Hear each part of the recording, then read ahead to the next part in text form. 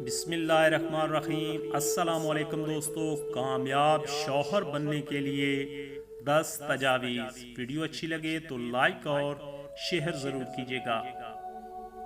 دوستو، نمبر 1، شریک حیات کے لیے زیبائش اختیار کیجیے۔ اپنی شریک حیات کے لیے خوبصورت لباس زیب تن کیجیے، خوشبو لگائیے۔ آپ آخری بار اپنی بیوی کے لیے کب بنے سنورے تھے؟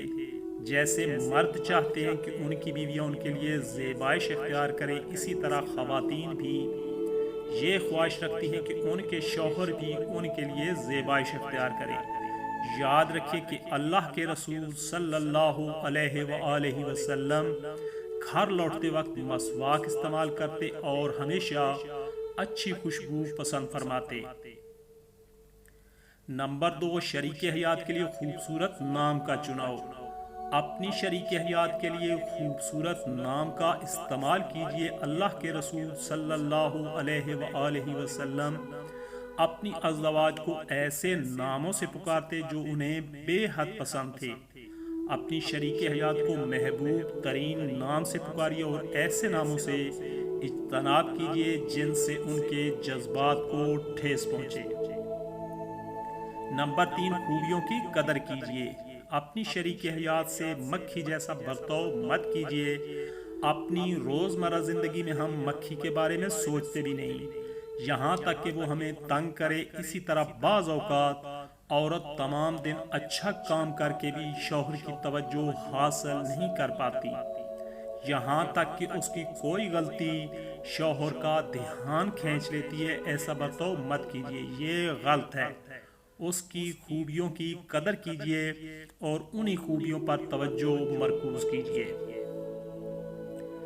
نمبر 4، غلطیوں سے صرف نظر کیجیے۔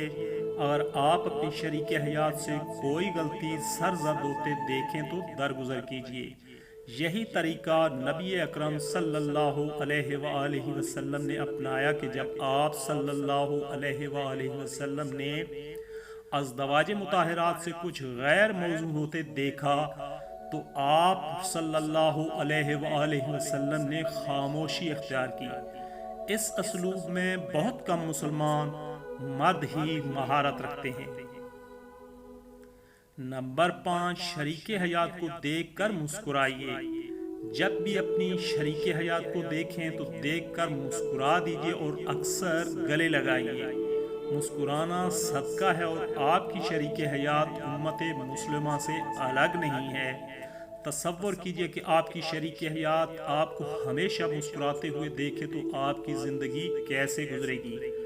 ان احادیث کو یاد کیجئے کہ جب رسول اللہ صلی اللہ علیہ وآلہ وسلم نماز کے لیے جاتے تو پہلے اپنی زوجہ کو بوسہ دیتے، جب آپ صلی اللہ علیہ وآلہ وسلم روزے کی حالت میں بھی ہوتے۔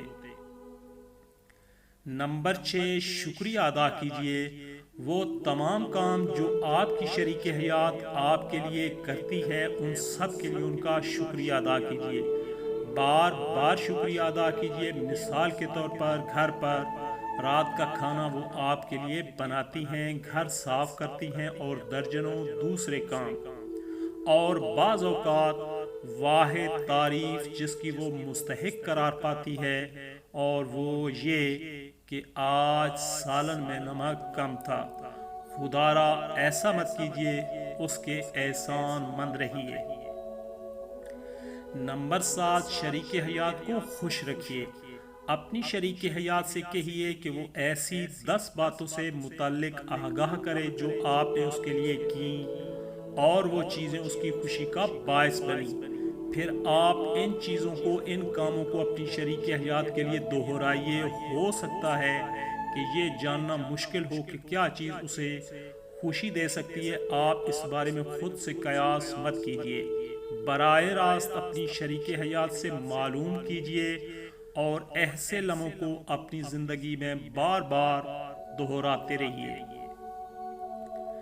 نمبر 8، آرام کا خیال رکھیے۔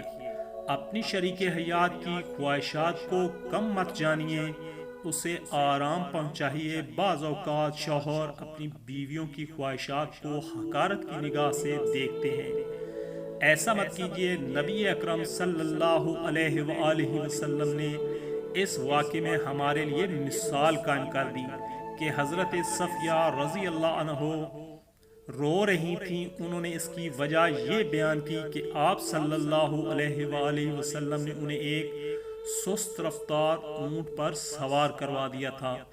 آپ صلی اللہ علیہ وآلہ وسلم نے ان کے آنسو پوچھے اور ان کو تسلی دی اور انہیں نیا اونٹ لا کر دیا۔ نمبر 9، مزاح کیجیے۔ اپنی شریک حیات سے مزاح کیجیے اور اس کا دل بہلائیے۔ دیکھیے کہ کیسے اللہ کے رسول صلی اللہ علیہ وآلہ وسلم حضرت عائشہ رضی اللہ عنہ کے ساتھ صحرا میں دوڑ لگاتے تھے۔ آپ اس طرح کی کوئی بات اپنی بیوی کے ساتھ آخر مرتبہ کب کی؟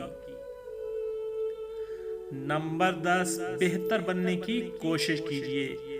ہمیشہ نبی اکرم صلی اللہ علیہ وآلہ وسلم کے یہ الفاظ یاد رکھیے کہ تم میں سے بہتر وہ ہے جو اپنے گھر والوں کے ساتھ بہتر برتاؤ کرنے والا ہے، اور میں تم سب میں اپنے گھر والوں سے بہترین پیش آنے والا ہوں۔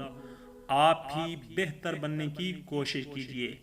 آخر میں بالخصوص ازدواجی زندگی کو کامیاب بنانے کے لیے اللہ کے حضور دعا کرنا مت بھولیے۔ اللہ بہتر جاننے والا ہے۔